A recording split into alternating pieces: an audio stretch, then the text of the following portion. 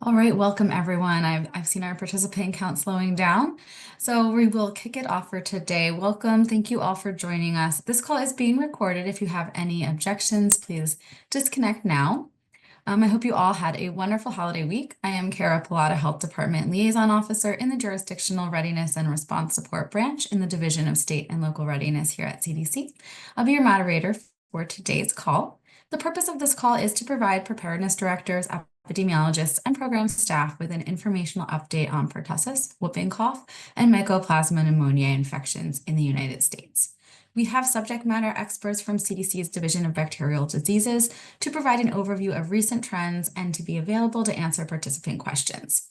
So we're hosting this call twice with about half of our jurisdictions invited separately to each call, and that's in an effort to encourage questions and engagement, so please don't be shy. And we'll provide a replay of one of the two calls. That information will be forthcoming. And on that note, as a reminder, this call is not for the media. So if you are with the media, I ask that you kindly disconnect at this time. Thank you very much for your cooperation. And additionally, please refrain from using artificial intelligence or AI technology that is posted to external sites to capture information shared during today's call. A few final points before we get started. Live captioning is available. If you aren't already seeing that on the bottom of your screen, please click the CC icon located at the bottom of the screen where it should say show captions.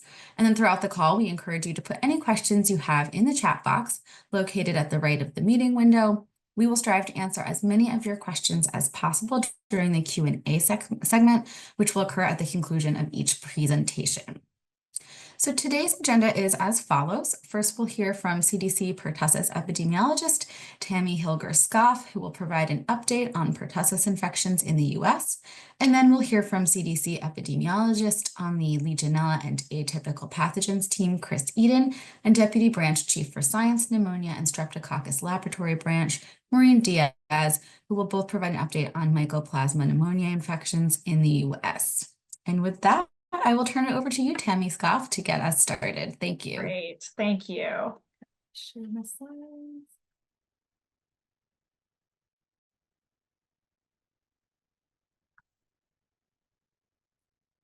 Okay, can everybody see my slides? Okay, I'll take that as a yes. Okay, good morning, good afternoon. I'm Tammy Scoff, and I am with the Meningitis, Pertussis, and Diphtheria Epidemiology Branch in the Division of Bacterial Diseases, and I'm going to give an update today on recent trends of pertussis in the U.S. So I just wanted to start off with a quick review of the pertussis vaccination schedule in the U.S. Pertussis vaccines have been widely used in the United States since the 1940s. We originally introduced whole cell formulations, DTP, in the 1940s, but transitioned to safer, less reactogenic vaccines during the 1990s, which are called acellular vaccines.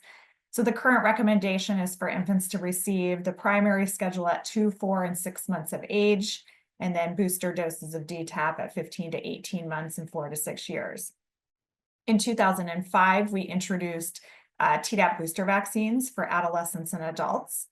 The current recommendation is for adolescents and adults to receive a single dose of Tdap with preferred administration at 11 to 12 years of age. And then people can get either TD or Tdap for the decennial TD booster. We also have a recommendation now in the US that pregnant women should receive a dose of Tdap during every pregnancy, ideally during the early part of gestational weeks 27 to 36.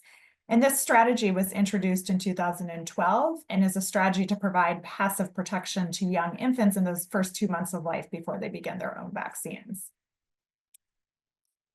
So this slide looks at childhood and adolescent vaccination coverage in the US since 2004.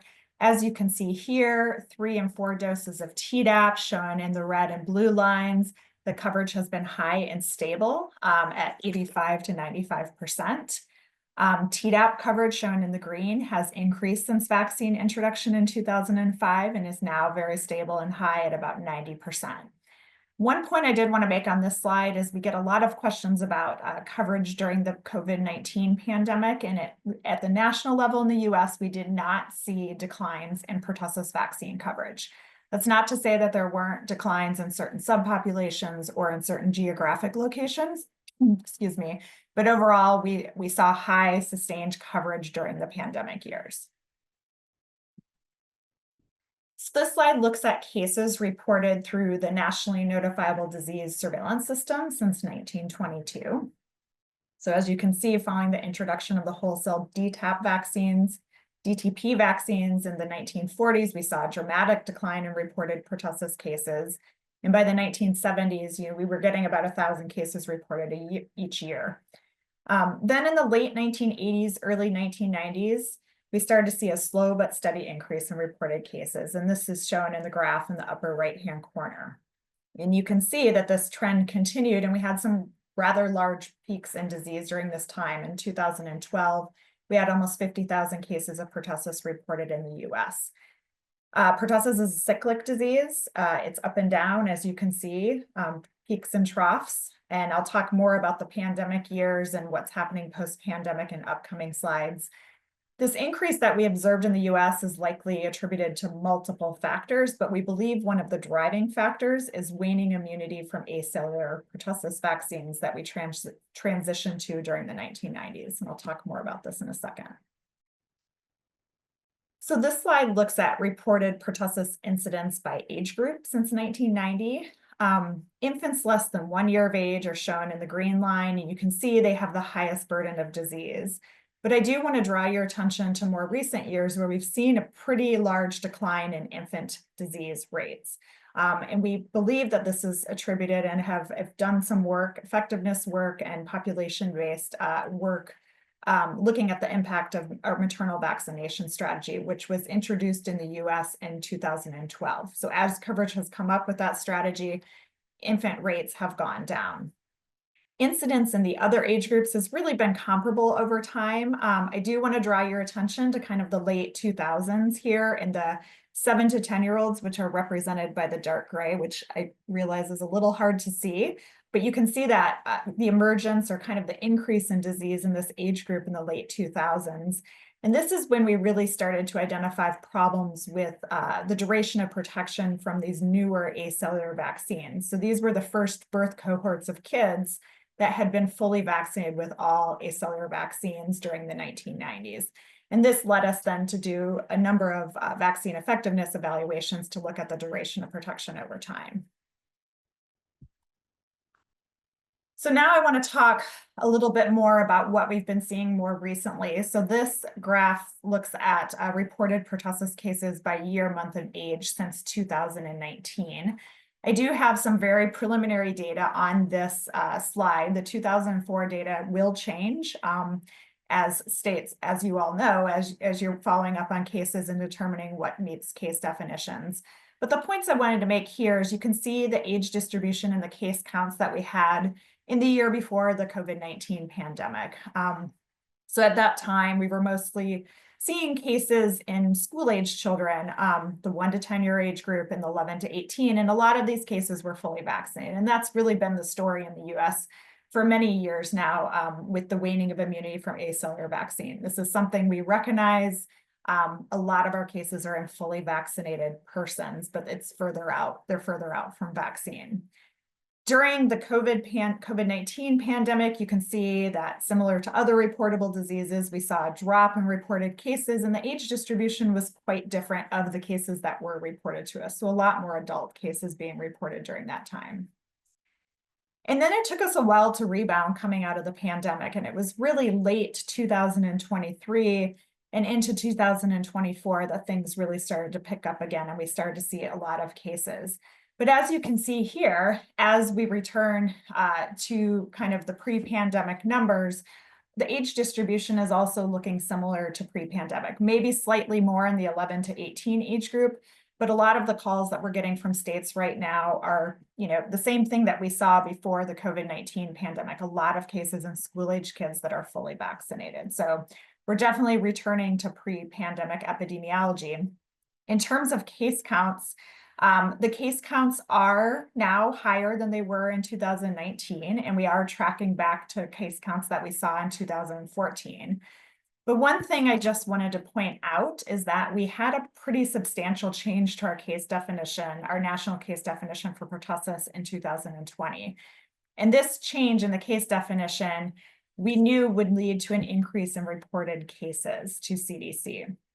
And so if we look at our more recent data, well, take a step back, we did publish an analysis this year in CID to look at the impact of the case definition on the case counts that were reported in 2020. And what we found is that in 2020, we think we picked up about 10% additional cases. However, the age distribution was really different in 2020. So we've been working to repeat that analysis with more recent data as our case counts, as we return back to the pre-pandemic epidemiology. And what we found based on very preliminary data is that it's looking like we may be picking up anywhere from 25 to 30% more cases as a result of the case definition. So taking that into consideration as we look at these large numbers in 2024, probably need to reduce that about 25 to 30% to account for that change in the case definition. So this slide looks at reported pertussis deaths in the US. Historically, most of our deaths have been reported among infants less than 2 months of age. But with the introduction of maternal vaccination, we've actually seen a decline in infant deaths in the US. So this is where we're currently at. And again, as I said earlier, I think, the epidemiology is really not any different than what we saw pre-COVID-19 pandemic. So a lot of outbreaks are hitting the news. I think, for all of you, we're getting questions. I think people are concerned when they see outbreaks or cases in fully vaccinated individuals. And this is not unusual given what we know about the vaccines. The vaccines work very well in the short term, do a very good job at protecting against severe disease, but we know the duration of protection wanes over time. And so that's why we're seeing, a lot of outbreaks in vaccinated school-age kids. So in terms of post-exposure chemoprophylaxis, our emphasis has really been for many years now at, with an endemic disease like pertussis, to focus on providing chemoprophylaxis to those at highest risk for severe disease. There's really a lack of evidence supporting broad-scale chemoprophylaxis. When we started to see large increases back in around 2012, 2010, when a lot of states were surging, we got into the cycle of, they'd have outbreaks in a classroom at school or in a school, and they'd prophylax the whole class. And then 2 weeks later, there was another case. And then we were talking about giving rounds of antibiotics again to the same group of kids. So with an endemic disease with community-wide transmission, this broad-scale chemoprophylaxis approach really was not the way to go. And there's really limited evidence that shows that even in household settings, that there's only moderate effectiveness of providing PEP to household contacts. So given this, CDC really focuses on providing PEP or supports providing PEP to all household contacts of a pertussis case. Persons who are at high risk themselves or who will have close contact with a person at high risk. So infants, of course, are high risk themselves.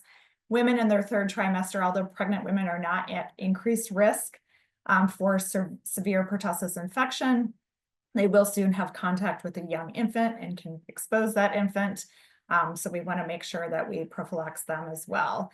And then, of course, anybody with pre-existing health conditions that may be exacerbated by a pertussis infection. We also support providing PEP to all contacts in high-risk settings that include these high-risk individuals, such as infants less than 12 months or women in their third trimester of pregnancy. So sometimes in daycare settings, talking with states, we may think about providing more broad-scale chemoprophylaxis.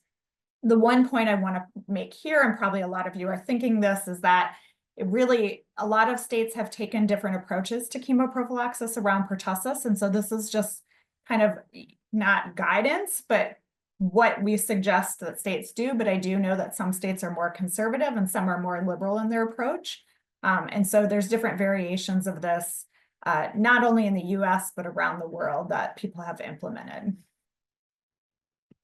So my last slide just has a couple of links to resources. If you're interested in the current national pertussis data, you can see this at CDC Wonders and the recent trends on our CDC pertussis website. And then we have a bunch of links for pertussis prevention and control on our website. So if you haven't visited it, there's a lot of great resources in there. And that is my last slide. So I am happy to take any questions that anybody has. Tammy, thank you so much for that great presentation. Lots of important features pre and post pandemic, as well as the case definition change. I think all important to discuss. And like you said, see how that will play out locally. We do have a few questions in the chat that we can start with. I would also encourage anyone to feel comfortable to pop themselves off of the camera, raise your hand, we can call on you. You're welcome to ask questions live or fill in. Again, we have opportunity to be interactive. We have Tammy here on the phone, so please be sure to engage with us and get your questions answered. I do want to start with our first question that came in, that we have heard there are issues with PCR testing with the BioFire multiplex. Is this true? Does this extend to other types of testing? Yeah, so that's a really important question. And I think the BioFire multiplex is problematic. I think we trust the PCR, the pertussis component on the BioFire. I think the problem that we're running into and what a lot of states are running into is that now that these panels are being used, they might not have a suspicion of pertussis and they're trying to rule out other respiratory pathogens. And a lot of states, I think, are being faced with, they're getting positive pertussis cases back, but they also have co-infections. And we do know that pertussis can be asymptomatically carried. We don't know a lot about the asymptomatic carriage phase of bordetella pertussis, but we are learning more about it. But in settings where you may have high CT values on these respiratory panels and other co-infections, and the clinical picture may look a little bit different, I think there's challenges right now. We don't have answers for this, unfortunately, right now, but I think there's challenges with state health departments trying to determine, do we need to treat? And do we need a prophylaxis around this case? Is it a true pertussis case? So yeah, hopefully that's resonating with some of you, but the BioFire, I think, has been a little bit of a headache for us. So yeah, I don't know if there's any follow-up questions while we're on that topic, but I'm happy to take them if there are. I do have a follow-up question, if it's okay. This is Krishika Graham from New York City Health Department. I was actually just going to put it in the chat, but I appreciate the moment.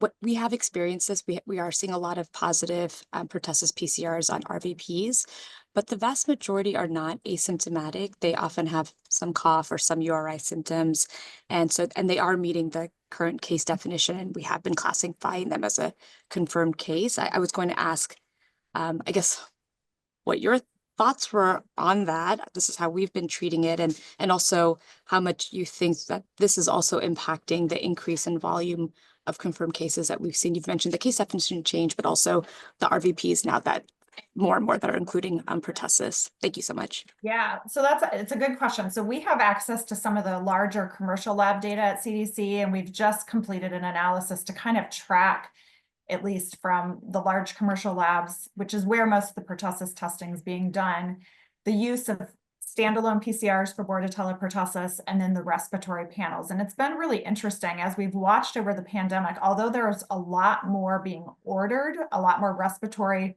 panels being ordered, the positivity for pertussis has remained lower on those. There's a lot fewer standalone PCRs being ordered, but the positivity is much higher. So that was encouraging to us. I think, most of these cases are symptomatic. I think what I was saying earlier is, I don't know if you're seeing this in New York, but a lot of these cases are having co-infections during the respiratory season with RSV and other pathogens that are on the panels. And so they might have mild symptoms, which is what we're seeing in the setting of waning immunity from pertussis vaccines. A lot of the symptoms have really changed over time because those vaccines are still giving a lot of protection, but we're still seeing cases. And so they're not as severe, so they have less specific symptoms. And so I think that's been the challenge, is when, if it's just coming up pertussis, then I think that's right. I think the challenge is when you have multiple pathogens coming up with these very non-specific symptoms. With the case definition, we used to require pertussis specific symptoms, and a cough duration of 14 days. And that was the biggest change in 2020, before we knew that panels were going to take off and the COVID-19 pandemic was going to hit. We dropped the 14-day cough duration and other clinical symptoms. So it made it a less specific case definition. And I see we've got another hand up, and I don't know if it's following up on the same question. Amber Colwell, was this a follow-up to this question? We do also have a follow-up in the chat. If Amber wants to hop off audio. If not, I'll note in the chat. Binaj Peter notes, yeah, a lot of cases that are confirmed from our jurisdiction are multiplex respiratory PCR testing, and some of them are also positive for other viruses like adenovirus. So not sure whether it can really be considered pertussis. So states are similarly seeing. Amber is trying to turn her mic on. I'm not sure if we could help behind the scenes. I do see another hand while Amber, you're working on your mic. Acid. Yeah, sorry. It's Arlene from Pennsylvania. That's kind of part of the reason I asked the initial question was we have had a lot of difficulties with, so first of all, in our state, almost none of the commercial labs do culture anymore. So, but we do send them to our state lab to get cultured, to try to get an isolate, because it seems that for a lot of reasons, one of them being that there seems to be some talk about vaccine pressure and the change in the virus, and we don't know what that means. But my problem and why I questioned the testing was we get very few live vaccines, even though we have positive PCRs. Well, like, we have to send special culture tubes in order to do that. And I'm just wondering if you could comment on the fact that it seems like, for example, we have somewhere near 100 samples we turned in, and maybe 5 or 6 positive ones associated with, they're all positive PCRs, but they're not yielding a live isolate. So I'm sorry, I'm not quite following what your actual question. My question is that how often does it, I'll put it this way, how often should we expect to get a live isolate from a positive PCR if you do it under the right conditions? Yeah, I mean, I think it's a hard pathogen to culture. And so this is getting more into lab diagnostics, but I think, with PCR positive, a lot of factors are going to come in. I think it can be challenging to try to culture from a PCR positive patient. You really need to take that culture at the initial. And I know that a lot of clinicians aren't doing that because it takes a lot longer. So I don't think that's unusual. You can be PCR positive a lot longer than you can be culture positive because it's just picking up DNA. So depending on when that original culture or that original specimen was taken, you may be outside the window that you're picking up live pertussis bacteria at that point, and you wouldn't be able to get a culture to grow. Thank you. Thank you. And I see, Amber, your hand has been re-raised. Have you been able to come off of mute?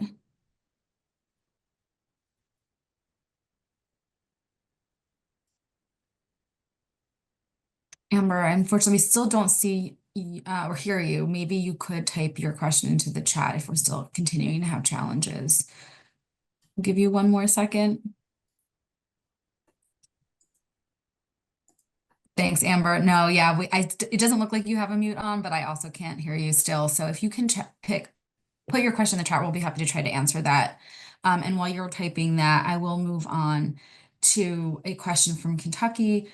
They are seeing more clinical pertussis cases and have had clinicians wanting more guidance on topics like discharge criteria for infants past the treatment phases who are still having severe respiratory spells, and general care of pediatric patients over the spectrum of disease. Do you have any guidance or feedback on discharge criteria?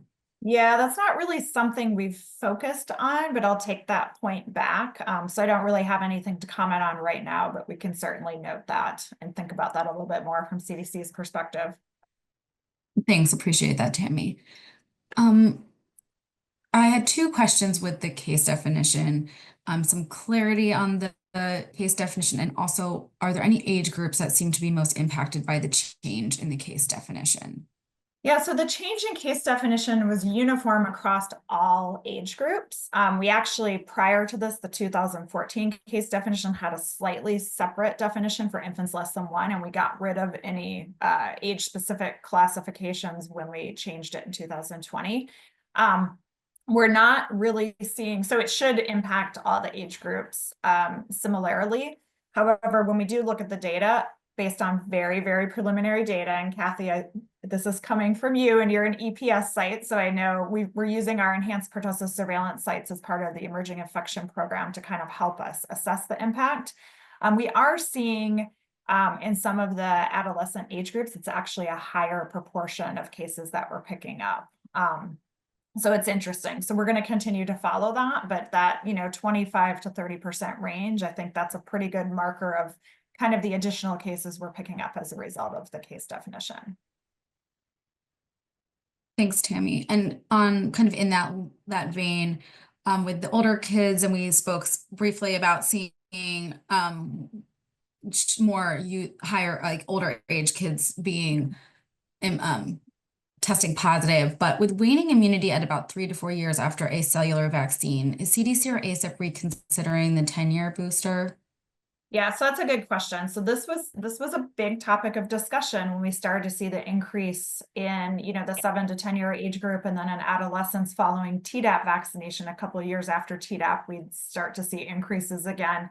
And at that point, we did some modeling work, and we decided that the additional benefit of really at 10 years, a 10-year booster is not going to be enough. 5-year booster was not going to be enough. You'd really have to be vaccinating every couple of years. And it just wasn't cost effective in terms of revaccinating. And from a vaccination platform perspective, it would have been really challenging. So I will say that there is a lot of work being done and efforts with new vaccine development. And there are some vaccines that are in really far along right now that hopefully will be coming, to FDA in the upcoming years for licensure that are looking a lot better in terms of duration of protection. So this has been kind of, the holy grail and what the pertussis community has been working on, but definitely everybody agrees that there's a need for vaccines with longer duration of protection. But I just want to remind people that these vaccines still really work. And the disease that we're seeing is a lot less severe than the disease we saw before vaccines. And so even though we're seeing this duration of protection issue,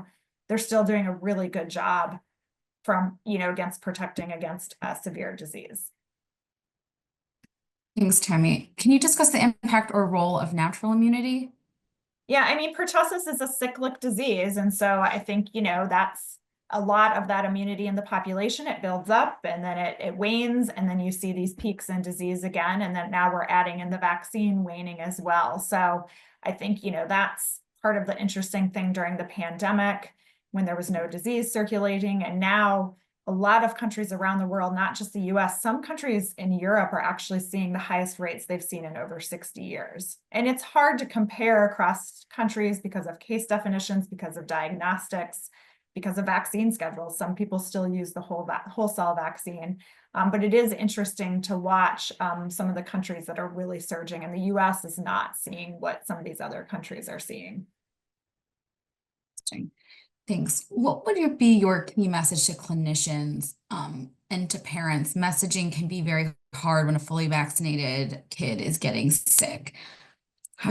What's your recommendation for how to share information about that and the importance of vaccines? So that's a good question. And I see that we're at 12:30, and I know that our communications expert, Allison Albert, actually sent a list of key talking points to Lara Misagates. And so I think Lara is going to be circulating that to all the states so that they have kind of a can set of some of the key talking points about the resurgence and kind of the messaging about the importance of vaccination and PEP. So we will definitely share that, and hopefully the states will find that to be useful. Thanks. And we will, after this call, we'll be sharing that key talking points document. Also, do you know if the slides will be shared from today, if they're available to be shared? And if not, we can find that out after. Yeah. That was a question. Thank you. And I do see that we are at 12:30. I appreciate all of the great questions. I apologize if we did not get to every question, but we can try to get some answers After the call, we'll be tracking these questions, and I appreciate the back and forth that you're all having together in the conversation. Please keep that up. We do want to make sure this is a valuable call for everyone here. Tammy, thank you so much for your expertise, all the information that you've shared. I know it's so appreciated.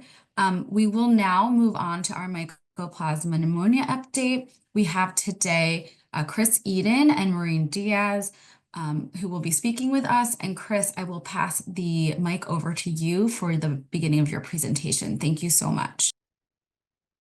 Thank you so much. Thanks for having me today. So today I'm going to talk about Mycoplasma pneumoniae, the impact of the COVID-19 pandemic and what we're seeing currently.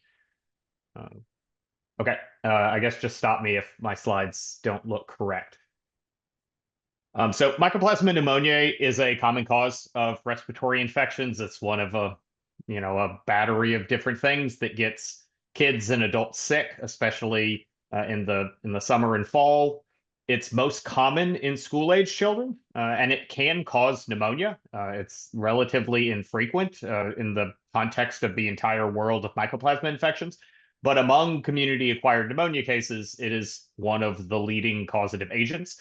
There is a cyclical nature to mycoplasma infections, primarily due to swapping back and forth of the two primary strains, with peaks of incidence every 3 to 7 years or so. And it's very transmissible, especially in close contact settings like army bases or schools or something like that, and can cause prolonged outbreaks, primarily because the symptoms are relatively nonspecific.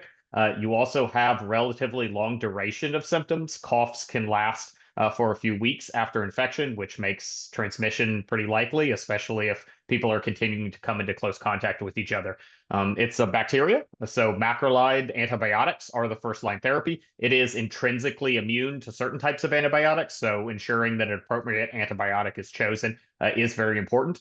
Macrolide resistance does exist in the United States. The last time a true widespread study was performed back in 2016, 2017, 2018. We found resistance rates of between 10 and 20%, depending on the part of the country that was being surveyed. Internationally, resistance rates are radically higher. In certain Asian countries, resistance rates approach 100%. So diagnostic testing for pneumoniae in the United States is varied. It is the availability of these diagnostic tests is certainly improving, primarily, you'll see on the second bullet, primarily with the widespread adoption of multi-pathogen panels that include Mycoplasma pneumoniae and other common respiratory bacteria. Though these types of panels are not always available in outpatient settings, where you would expect to see patients with less severe disease, which could exacerbate numbers of mycoplasma causing pneumonia. Many of the multi-pathogen panels that are out there, as I mentioned, test for Mycoplasma pneumoniae. This, as far as we can tell, is the primary way that Mycoplasma pneumoniae tests are conducted. There are pathogen-specific tests out there that are FDA approved, but as far as we can tell, they're not widely utilized. Historically, a lot of Mycoplasma pneumoniae infection was diagnosed serologically. Many commercial labs provide serologic testing, though there are known outstanding issues with sensitivity and specificity due to variable antibody response and performance of each of these individual assays. And as with a lot of serologic assays, it's not particularly useful for diagnosis of acute infection. Antimicrobial resistance testing is substantially more limited. As far as we're aware, there's no currently FDA-approved commercial assay for testing antimicrobial resistance, though there are some laboratory-developed tests, including one at CDC, that is able to diagnose genotypic antibiotic resistance, and studies have shown that the genotypic and phenotypic link is extremely strong for macrolide resistance genes. So surveillance for Mycoplasma pneumoniae in the United States has gotten a lot better, especially since the reemergence of the disease in November, December of last year. Previously, there was virtually no systematic surveillance. It's not nationally notifiable.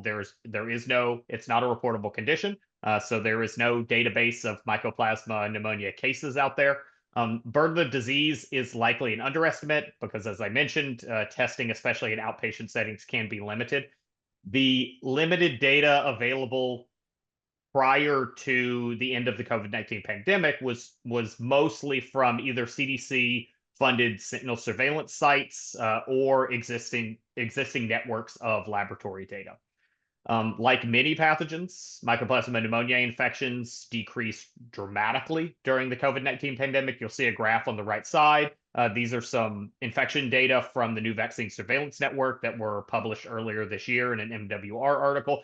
You can see that the number of diagnosed infections dropped precipitously during the COVID-19 pandemic and didn't really start coming back until the fall of 2023. As I mentioned, in late 2023, there was a global reemergence of Mycoplasma pneumoniae.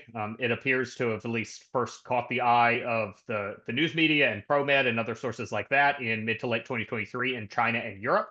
It was thought and at least reported at the time that a relatively high proportion of the hospitalizations they were seeing in children were being attributed to Mycoplasma pneumoniae. This kind of lit a fire under us at CDC that there really was an urgent need for at least the ability to surveil trends nationally for Mycoplasma pneumoniae infection in the United States, which was not previously possible.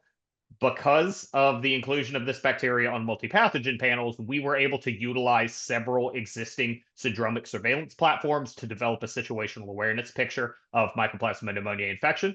You saw previously some data from the new vaccine surveillance network. A number of their sites are using multi-pathogen panels that include Mycoplasma, so we were able to leverage those data. Additionally, Mycoplasma ICD-10 information comes into the National Syndromic Surveillance Program, which I'll show in a few slides. And then finally, we were able to leverage a partnership with the company that makes BioFire to utilize data reported to the Syndromic Trend Program, which I'll talk about a little. So the National Syndromic Surveillance Program is a collaborative effort among state and local health departments, CDC, and partners, and it collects syndromic information to monitor disease trends and serve as an early warning signal. There are two primary components. There's an emergency department component and a laboratory data component. I'm going to talk today about the emergency department component. These are passive data collected from more than 6,500 emergency departments across all 50 states. This system primarily collects encounter-specific ICD-10 codes and chief complaint text. So there is some limitations on these data. It doesn't include any kind of laboratory data at the moment. And it is also ICD-10 and free complaint text or complaint-free text. If an ICD-10 code is not reported, it's not going to get into this system. So you can see here some data for about 12 months from November of last year to November of this year of Mycoplasma pneumonia, pneumonia-associated emergency department visits. So this is an ED encounter where a pneumonia-associated code was included. That also included a Mycoplasma pneumoniae code. So these definitions are actually included in the MWR that was referenced and cited earlier in the presentation if you want to go look at exactly which codes were used for both Mycoplasma pneumoniae and for all-cause pneumonia. You can see that the percentage of pneumonias caused by Mycoplasma, especially in children, increased precipitously in the spring of this year in kind of the May to June timeframe. This increase was especially significant in the 2 to 4 and 5 to 17 year age groups.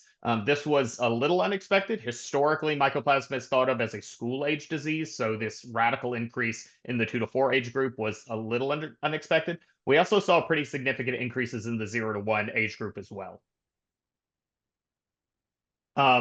Additionally, these increases were seen across all HHS regions, though there was some variability at the HHS region level. These data are a little difficult to compare directly because the coverage of EDs in each of these regions is not absolute.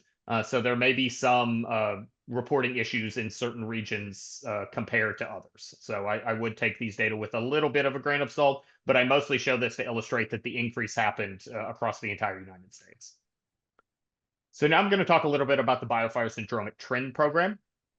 So these are completely anonymized laboratory testing data that are passively reported to the BioFire Syndromic Trend Program. It currently serves as an opt-in for laboratories or healthcare facilities to share their anonymized aggregated test results. These results do not include any demographic information. It is literally just the test panel the results from that panel, the time and date the panel was run, and the location information about the facility that is reporting the panel. Currently, if you go to the link at the bottom of the page, the BioFire company produces a 6-month rolling percent positivity at the pathogen level for both the respiratory pathogen platform and the gastroenteritis platform, the enterics panel. So you can see those data for free without getting any data from the company. On the right side, there is a filter button on this page. So you can filter by pathogen and see the percent of tests that are testing positive at an individual pathogen level. We were able to sign a DUA with the company and get some more granular information, especially information going back a little bit further in time. So you can see here data from basically the inception of the BioFire syndromic trend program back in 2016. And you can see these data show something similar as to what was seen in the NVSN data, which is a precipitous decrease in mycoplasma detections during the pandemic, and then a significant rise starting in the spring of this year, up to the highest percent positivity that was ever recorded within this particular system.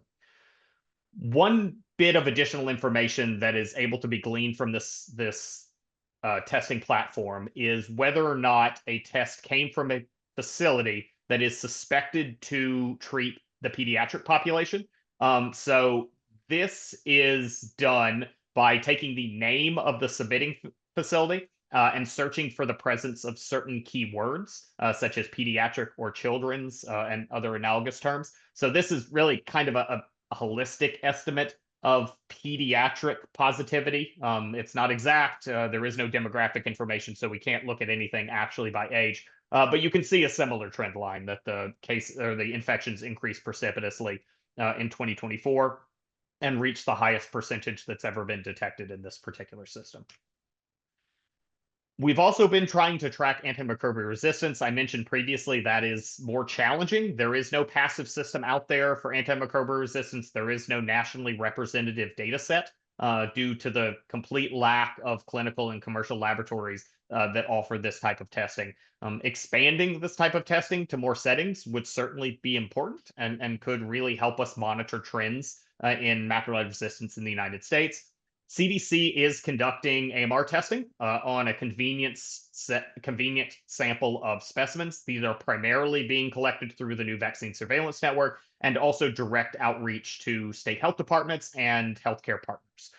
Currently, of the 100 some odd samples that we've been able to test so far, antimicrobial resistance levels are comparable to pre-pandemic trends. We're currently tracking nationally at less than 10%, though there is, as was previously indicated, some geographic variability, though the exact number of specimens from different states and different parts of the country are pretty limited. So it's a little challenging to draw firm conclusions at this time.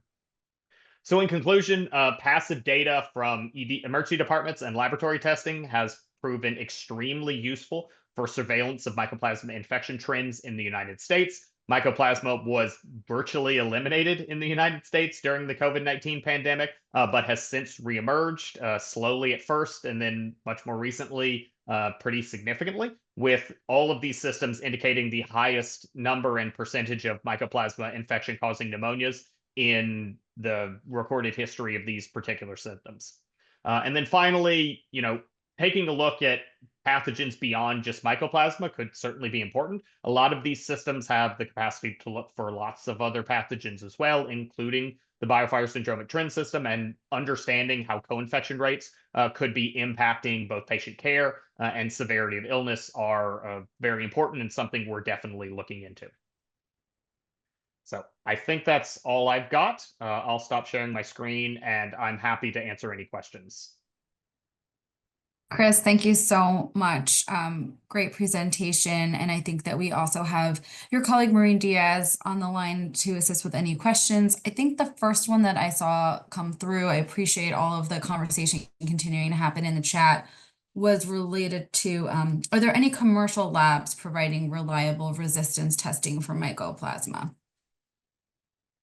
Do you want to take that, Maureen? Sure, yes. So there are 2 labs that we're aware of that perform tests that specifically look for the mechanisms of resistance in Mycoplasma pneumoniae, which is single point mutations in a particular gene. There's a reference laboratory at the University of Alabama, Birmingham that specializes in mycoplasma testing. And then Mayo Clinic also is offering a test. Both of those are very similar. Well, UAB actually offers phenotypic testing in addition to the nucleic acid amplification tests similar that we run, and Mayo Clinic runs a similar test that's nucleic acid amplification based. There are some other respiratory panels that are mostly laboratory developed tests, not FDA cleared tests, that will report antimicrobial resistance results on upper respiratory swab specimens. And this can be really complicated to interpret because detecting an AMR gene, in particular, if that's not a gene that confers an actual resistance in mycoplasma, maybe it does in other species of bacteria, but not necessarily a known resistance mechanism in mycoplasma. It could be misinterpreted when you have a result for detection of mycoplasma and detection of this AMR gene or target. You can't relate those as being from the same genome. So they're, in many cases, especially when these are upper respiratory swab specimens, they can contain many other bacterial species that are just commensal and may contain these resistance elements within their genomes. So those are really tricky to interpret. And we're hearing some concern about results that are being sent to clinicians that may be commonly misinterpreted. So we're working on that actually to try and track down sort of how those are reported and from where and what we can do to ensure that healthcare providers are aware of the limitations of those types of tests, specifically when it comes to the upper respiratory swab specimens. Thank you. We do have, and if anyone has any, I think I tried to pull all the questions out, but there have been a lot of chat, so please repost if you see me miss a question. But we do have kind of a question. Is there any clinical guidance to help sort out which pathogen is causative for symptoms when a person is testing positive for multiple pathogens and has generic symptoms? I'm not being a clinician myself. I think our branch chief, Adam Cohn, is on the call today. I don't know if Adam has thoughts on that. I will say, just as he's coming off of mute, we've actually done a little bit of a sensitivity analysis, for lack of a better phrase, on the mycoplasma ICD-10 codes, because that was a concern, that having mycoplasma as an ICD-10 code might not necessarily be indicative of the causative agent of a particular pneumonia encounter. And we found that the overwhelming majority of children, which is the data set we were able to do this analysis on, that have an mycoplasma associated ICD-10 code, also have a mycoplasma associated test. So that's good to know. You wouldn't necessarily expect the ICD-10 code without the test, but the overwhelming majority have a positive mycoplasma test. And probably more interestingly, the overwhelming majority are prescribed an appropriate antibiotic. So at the very least, the treating physicians who are seeing these results come off primarily multi-pathogen panels and entering the ICD-10 code information into the patient's medical record believe this is the causative agent, because north of 85% of children with an appropriate ICD-10 code are getting an antibiotic that provides coverage for mycoplasma pneumoniae. So we were able to do that kind of analysis, but I'll let Adam speak to the clinical treatment. Yeah, thanks, Chris. And really not much to add except to say that it is very difficult to use the symptom presentation to differentiate between both mycoplasma and some of the other viral and bacterial causes of respiratory disease, which is why we recommend testing if you have a concern. There are a few rare presentations of mycoplasma infections, such as mucositis or encephalitis, that might make you think of mycoplasma over other particular causes, but those are rare. So the way that most of these present, it's just very difficult to tell them all apart. Sounds like it remains a challenge. Thanks for the comprehensive response, though, and the consideration. Do we have additional questions? Let's see. I want to clarify my understanding. Even if the macrolide resistant gene is positive by an NAT PCR test, it may not indicate that it is from the mycoplasma because other pathogens in the RVP may share the same genotypic resistant profile. Is that an accurate statement? Right. So yeah, depending on the test. So The ones that so if the test specifically says that it's looking for point mutations in 23S ribosomal RNA, that is the mechanism of resistance for macrolides in Mycoplasma pneumoniae. That would be the test should be run in such a way that the amplification is specific to Mycoplasma. It would not amplify that region in another bacteria that may share a similar mutation that could also confer resistance in other species, including in Pertussis. Right, but there's other lab developed tests that may just look for genes or different elements that are acquired in many cases. Those are really not able to be reliably attributed to Mycoplasma or any other detected pathogen when it's from an upper respiratory swab specimen, because that is looking for, it's amplifying that target itself and not in the context of Mycoplasma. So yes, that is pretty much correct. Just adding a little nuance to it. And if you want, I can take the question about differences in sensitivity between NP and OP swabs while I'm already off mute. Sure. Okay. Thanks. So yes, we are hearing, there is some evidence in the literature, both some older reports and newer reports, that OP swabs, throat swabs, are better for detection of Mycoplasma pneumoniae compared to nasopharyngeal swabs. And we have heard that also as well anecdotally, not in published reports, but from other healthcare providers and public health officials, that they're hearing of this from their providers as well. And the problem with that is that most of the FDA cleared tests for detection of Mycoplasma, including these respiratory pathogen panels, which are so widely used, only have a nasopharyngeal swab as the acceptable specimen type. So a throat swab is not going to be acceptable to the laboratory to run those panels in most cases, unless the lab has done additional validation. Or if the lab has a laboratory developed test for which a throat swab is acceptable. So like many of the tests positivity surveillance that we're looking at, like the BioFire Trend program, that is exclusive, pretty much exclusive to nasopharyngeal swabs. So it's really hard to get a handle on it and have, really look at a study that has paired NP and OP, but we are aware and the sort of general consensus and supported, like I said, in some published reports, is that throat swabs are superior for detection of Mycoplasma compared to NP. That. Does anyone have any question that they want to come off mute to ask? I don't see a hand raised at this moment.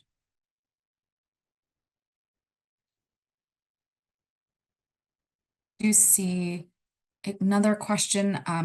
Did we speak to the carriage rates and impact on testing interpretation? And can we speak to that?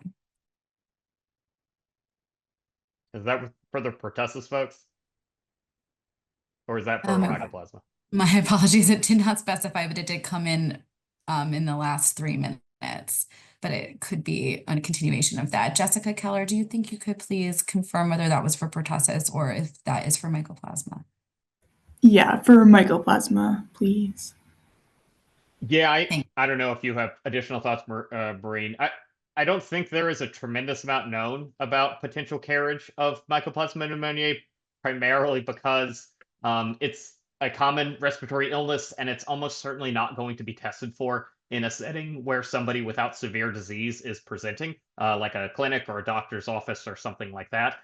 We have heard anecdotal reports that even outpatient clinics that have access to multi-pathogen testing, like the company that makes BioFire makes a multi-pathogen panel that is targeted for the outpatient setting, that even in a situation where a test is available, there are a number of reasons why one might not be ordered. One of which is certain insurance plans won't cover that type of testing in that type of setting. And so it'd be prohibitively expensive and probably overkill if a particular patient is not really sick. And so I think that the question around carriage is probably an open one. The data sets that we're looking at, the BioFire test is obviously testing all positives. So that's all positives. We know nothing about the clinical information of those patients. It could be mild, it could be severe. One of the reasons we use the pneumonia denominator, pneumonia-associated ED denominator for our ED investigation is to try and weed out those cases that are not severe infections, to focus specifically on patients that are at least thought to have relatively severe disease, to try and weed out the potential for asymptomatic or carriage of mycoplasma that doesn't actually cause infection. Additionally, one of the things we have been able to do with the BioFire data is look at co-infection information. So we were able to look at all of the test results that had a mycoplasma positive and look at whether or not other pathogens were detected at the same time. Especially since the reemergence, the co-infection rate has been relatively stable, between about 20 and 30% over time. We haven't seen a huge divergence, even with the radical increase in test positivity. We haven't really seen a huge difference in test positivity or in co-infection positivity. And I think probably shocking no one, by far the most common co-detected pathogen is rhinovirus and enterovirus, by like an order of magnitude compared to everything else. And then once you get past rhino and tero, it goes to things that you probably wouldn't be shocked to see, such as RSV and COVID-19. So we're not seeing like overwhelming percentages of co-detections, at least on the BioFire panel, which gives us a little bit more confidence, at least, that these are probably true mycoplasma infections. And at least in the ED data, these are patients that are at least pretty sick enough to get a pneumonia-associated code in their medical record. And so I think that gives us a little confidence that we're not just picking up some radical change in carriage, and we're actually looking at an increase in severe illness. Additionally, through our partnership with InviaSyn, we're able to look at patient level information. And so their case definition is quite broad for any kind of acute respiratory illness. So there are some symptoms associated with InviaSyn cases, but it's a pretty broad definition. And we're actually able, using those data, to look at a patient level to see how severe these cases are and how they compare to what that severity looked like before the COVID-19 pandemic. I'll just add one thing, Chris, to that, which is great coverage. That I think that it's important to recognize what we think about if mycoplasma is detected in a asymptomatic person. It may not be like long-term carriage where that organism is stably present for a long time in that patient, but that it's either an asymptomatic actual infection and it'll just be a transient positivity in that individual, or they had a recent infection and it's just very long lingering of the organism remaining kind of hanging around for a while after an infection, even if it was a mild one that wasn't picked up as such. So rather than like a true kind of carriage state, which we might think of for some other species. Thanks, Maureen and Chris. Larry Madoff, you have your hand up. Hi, yeah, thank you. Quick question, I guess, for the mycoplasma folks. Any information on resistance to alternative antibiotics like quinolones, tetracyclines? Take this one if you want. So to date, a naturally occurring resistance to fluoroquinolones or tetracyclines has not been described or reported in Mycoplasma pneumoniae, although it has been reported and developed in Mycoplasma genitalium, and the mechanisms in which of resistance to fluoroquinolones and tetracyclines that are observed in M. genitalium would be expected to also apply to Mycoplasma pneumoniae. So we are definitely monitoring for that in part of our surveillance. So our nucleic acid amplification test that we use for screening specimens that are sent here for surveillance is limited to macrolide resistance. In fact, it's focused on the two most common mutations that confer resistance, although there are a couple others that have not really been seen often, but those aren't picked up by our tests. So we are performing culture and whole genome sequencing on isolates to look for any of these mutations that we have not previously seen in this species, but we're looking for those in the known sort of resistance regions, different genes that may confer resistance, where resistance may be conferred by mutations. We're monitoring for that through whole genome sequencing analysis. Have not found any of those to date, but we're also speaking to collaborators in other parts of the world as well to understand if they're seeing an emergence of these mutations as well, especially because if we're hearing of concerns about macrolide resistance or treatment failures, we know that healthcare providers may be likely to switch the antibiotic. Thank you. That's a very helpful answer. Thanks. Thank you all so much. It is the top of the hour. I want to thank our presenters for their expertise today. If you do continue to have questions about anything presented today, please do get in touch with your health department liaison. And if you do not know who that is, you can email eocstilthdlno@cdc.gov. and we will pass you to the appropriate health department liaison to get your answers. If we can share slides, if they are clear to share, we will share, but we do definitely have the pertussis key messages coming. Thank you so much for such an engaging discussion today. We will be sending a replay of either this call or the call that will be on the 12th with some of our other jurisdictions around. We will send that to everyone, and you can share that with colleagues when we are able to put that together. So again, thank you all. Thank you to our subject matter experts. It is so appreciative, and I know that our jurisdictions love having this engaging discussion. Thank you for the chats. And we, on behalf of my CDC team, thank you all, and we hope to see you soon.